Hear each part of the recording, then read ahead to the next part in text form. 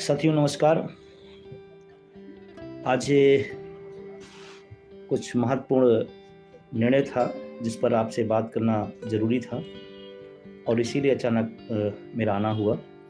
मैंने सोचा कि आपसे इस पर बात भी हो जाएगी और काफ़ी समय बाद संवाद भी हो जाएगा। आज एक बहुत खास निर्णय है पूरे शिक्षक कर्मचारी जगत के लिए। शायद सबने पढ़ा भी होगा, देखा भी होगा, हो सकता है उस पर बहुत ढंग से समझा भी होगा आपने। आज इलाहाबाद हाई कोर्ट का एक डिसीजन आया है, एक फैसला हुआ है जो कर्मचारी शिक्षक जगत के लिए एक महत्वपूर्ण निर्णय है, एक गाइडलाइन है, एक नई दिशा तय करने वाला है। चाहूँगा कि ज़्यादा से ज़्यादा लोग जुड़ें, सब्सक्राइब करें और शेयर करें, क्योंकि यही एक माध्यम है जिससे हम अपनी बात, आप हमारी बात, हम अपनी बात आपसे कह सकते हैं। सोशल मीडिया का प्लेटफार्म है, तो अगर हम इस पर भी सक्रियता से नहीं लगेंगे, अपनी बात हम नहीं पहुंचा पाएंगे, तो भी दूसरा कोई माध्यम नहीं है। न विज्ञापन हमारे पास का रास्ता होता है, न टीवी चैनलों पर कोई आपके मुद्दों की बात होती है। तो सबसे बड़ा फैक्ट है सोशल मीडिया, और इसको मैं चाहूँगा कि सभी साथियों से कि अधिक से अधिक को आप शेयर करें, सब्सक्राइब करें और लोगों तक पहुँचाएं, क्योंकि इस समय कोई व्यक्ति, कोई संस्था, कोई संगठन यदि आपके हक की आवाज़ उठा रहा है तो उसको संबल देने का काम आप सबका भी है, आप सबका दायित्व बनता है, और तभी वो आपके बल से वो आवाज़, वो मुखरता और आती है। तो घर बैठे जो काम कर सकते हैं उसमें कंजूसी किस बात के लिए। तो बहुत सारे साथी जुड़ चुके हैं। मैं बात करना चाहता हूँ एक बहुत महत्वपूर्ण विषय पर, जो हाई कोर्ट इलाहाबाद का डिसीजन आया है, कर्मचारियों के लिए आया है। और मैं माननीय न्यायमूर्ति प्रकाश पांड्या साहब का और बहुत बहुत शुक्रिया अदा करता हूँ। आज उन्होंने बहुत स्पष्ट बातें कही हैं, बहुत ही तार्किक बातें कही हैं। और हाँ, ये जरूर है कि हाई कोर्ट के निर्णयों को भी आज की दौर की सरकारें नहीं समझ पाती हैं, या नहीं उनकी बात को सुनती हैं, या नहीं करना चाहती हैं, ये उनका विषय है। लेकिन हाई कोर्ट का जो डिसीजन है, जो आज निर्णय आया है, वो बहुत महत्वपूर्ण है। कई विषयों पर उन्होंने बहुत ही तार्किक और गंभीरता से टिप्पणी की है। मामला कानपुर नगर निगम का है। कर्मचारी, छाया कर्मचारी हैं, उन्होंने अपनी बात को रखा हाई कोर्ट के सामने, और हाई कोर्ट ने जो डिसीजन दिया है उसमें 2-3 लाइनें जो महत्वपूर्ण है उसको मैं आपके सामने कहना चाहता हूं। हाई कोर्ट ने टिप्पणी की पेंशन को लेकर के, सेवानिवृत्त परिलाभ देना सरकार का वरदान, आशीर्वाद या कृपा नहीं है, यह कर्मचारियों का विधिक अधिकार है। ये इलाहाबाद हाई कोर्ट ने कर्मचारियों के पक्ष में ये बात लिखी है। उस डिसीजन में ये बात हाईलाइटेड की गई है, और मैं तो चाहता हूं कि उस डिसीजन को सब लोग जरूर पढ़ें। उसमें क्या क्या टिप्पणी की गई है। सेवानिवृत्ति परिलाभ देना सरकार का वरदान, आशीर्वाद या कृपा नहीं है, यह कर्मचारियों का विधिक अधिकार है। पेंशन, सेवानिवृत्ति के बाद मिलने वाले लाभ। दूसरी जगह टिप्पणी सरकार ने किया, कर्मचारियों को पेंशन देना उसकी सेवा, लंबी सेवा का पुरस्कार ही नहीं है, बल्कि यह सरकार का दायित्व है। ये दायित्व है, ये हाई कोर्ट कह रहा है। तो क्या वर्तमान सरकार जो चल रही है, क्या हाई कोर्ट को भी नहीं सुनती है या सुनना नहीं चाहती है? इसी तरह से बहुत सारी टिप्पणियां हाई कोर्ट ने आज महत्वपूर्ण की है, जिसको हमको आपको जानना, समझना बहुत जरूरी है। और पेंशन आंदोलन की दिशा में एक बड़ी बात है। पेंशन इनाम की प्रकृति में नहीं है, बल्कि बाध्यकारी दायित्व है। फिर से सुने, पेंशन इनाम की प्रकृति में नहीं है, बल्कि एक बाध्यकारी दायित्व है सरकार का। सेवा से निष्कासन, बर्खास्ती, पेंशन स्वीकृति होने के बाद भी उसका जारी रहना, ये महत्वपूर्ण है। ऐसे तमाम टिप्पणियां हाई कोर्ट ने आज की है और कई महत्वपूर्ण बातें उसमें उन्होंने रखा है। अगर आप इस डिसीजन को पढ़ेंगे तो आपको भी समझ में आएगा कि हम सब की जो लड़ाई है वो इनलीगल नहीं है, असंवैधानिक नहीं है, बल्कि संविधान सम्मत है, संविधान पदंत है। ये हाई कोर्ट अपनी तमाम महत्वपूर्ण टिप्पणियों में कई बार भी पिछले कहा है और फिर आज कल उन्होंने बात कही। अब मैं थोड़ा सा हाई कोर्ट के इन निर्णयों को लागू करना सरकार का काम है, संबंधित विभाग का काम है, लेकिन तमाम फैसले रखे हुए हैं जो तो सरकार के पक्ष में आ जाते हैं वो तो सरकार तुरंत उसको लागू कर देती है, लेकिन जो कर्मचारियों के पक्ष में होते हैं उसको लागू करने में बहुत दिक्कत होती है, बड़ी परेशानी होती है। और ये हम सब के लिए एक रोशनी का, एक दिशा देने का कार्य किया है माननीय हाई कोर्ट इलाहाबाद। और मैं फिर कहना चाहता हूं, केस को जरूर स्टडी करिएगा, पढ़िएगा।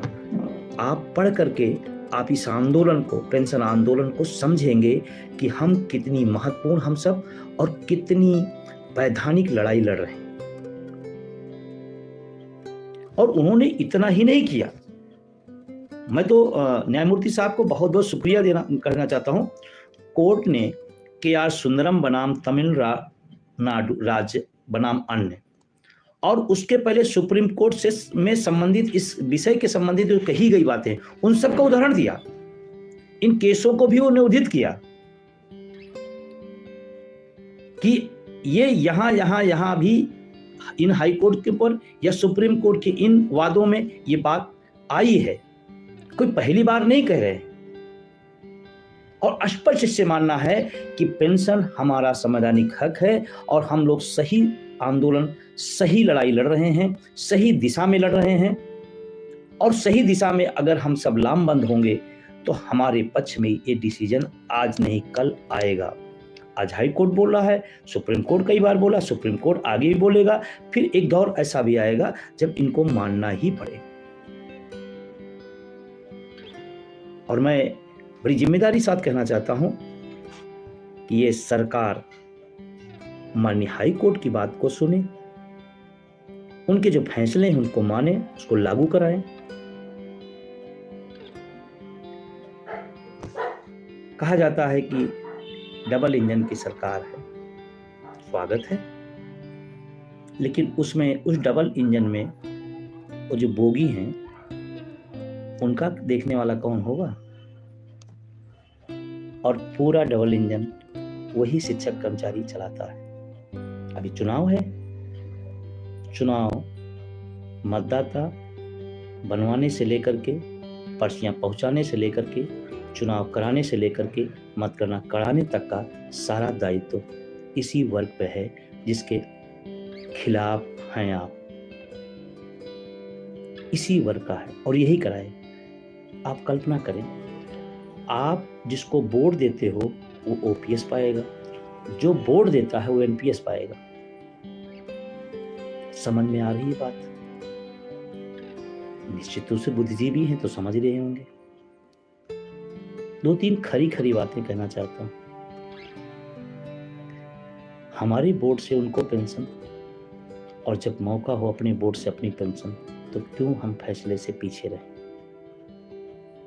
क्यों हम फैसले से पीछे रहें? जिन लोगों को मैं आज फिर कहना चाहता हूं, जिनको विचारधारा और पार्टी से बहुत मोहब्बत है, वो उनको देखें जिन्होंने को पार्टियों ने बहुत कुछ दिया और चुनाव के अंत पर टिकट नहीं मिल रहा है तो पाला बदल रहे हैं।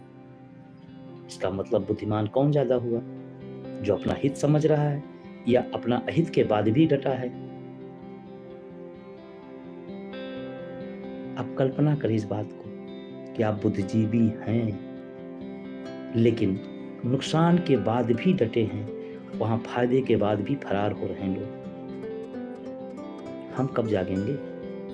और वोट फॉर OPS की ताकत को आप समझें। देखिए, ये हमारा राइट है, हम अपना वोट किस विषय पर किसको देना चाहते हैं ये मेरा अपना निर्णय है, ये हमारा आपका अपना निर्णय है। मैं इसको कई बार कह चुका हूँ। एक बेरोजगार हो सकता है रोजगार के लिए वोट करे, एक किसान हो सकता है खाद और पानी के लिए वोट करे, एक महिला अपनी सुरक्षा के लिए वोट करे, तो एक कर्मचारी अपनी बुढ़ापे की सुरक्षा के लिए क्यों नहीं वोट कर सकता? और आप याद रखिएगा, मेरी बात बुरी जरूर लगेगी, अगर हम अपने मुद्दे के साथ नहीं खड़े हैं तो आप किसी से कल्पना कैसे कर सकते हैं कि आपके मुद्दे के साथ वो खड़ा हो? हम अपने मुद्दे पर अपना वोट दे नहीं सकते हैं तो सरकारों की आलोचना और ये दिखावापन किस काम का है?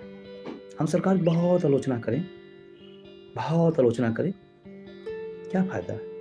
कोई फायदा है? कुछ नहीं। क्यों?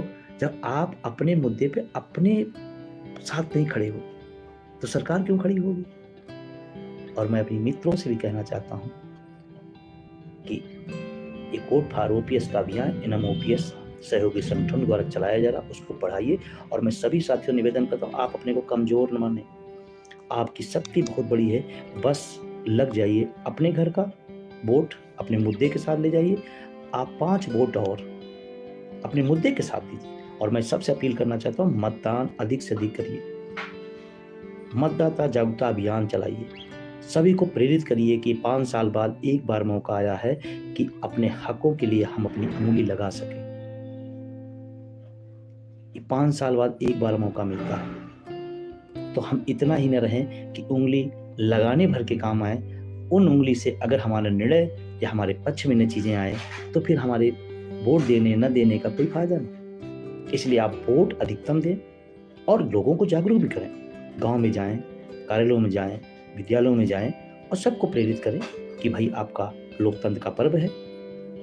लेकिन उस पर्व में सिर्फ आप एक दर्शक बने, ये ठीक नहीं, क्योंकि वोट देने का अधिकार दिया गया, इसका मतलब आप उसके खिलाड़ी हैं और खिलाड़ी अपनी जीत के लिए लड़ता है, खेलता है।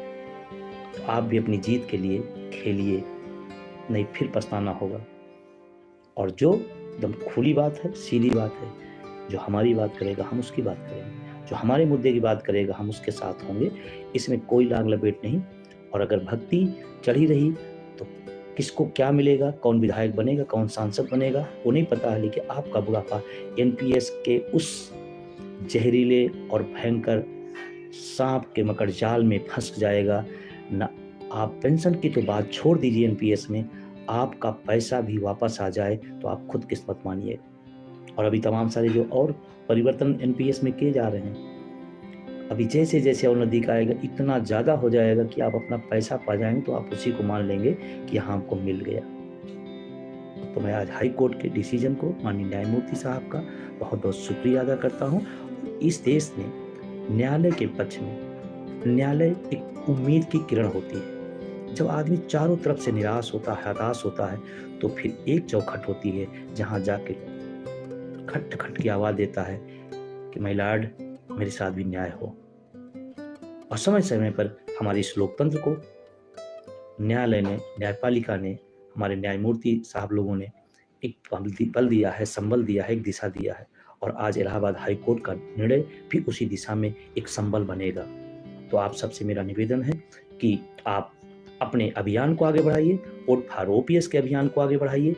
और आप ताकतवर हैं, आप मजबूत हैं, संगठित होइए, लोगों को जोड़िए, लोगों को जागरूक करिए, घर घर जाइए, लोगों के चौखट पर पहुंचिए।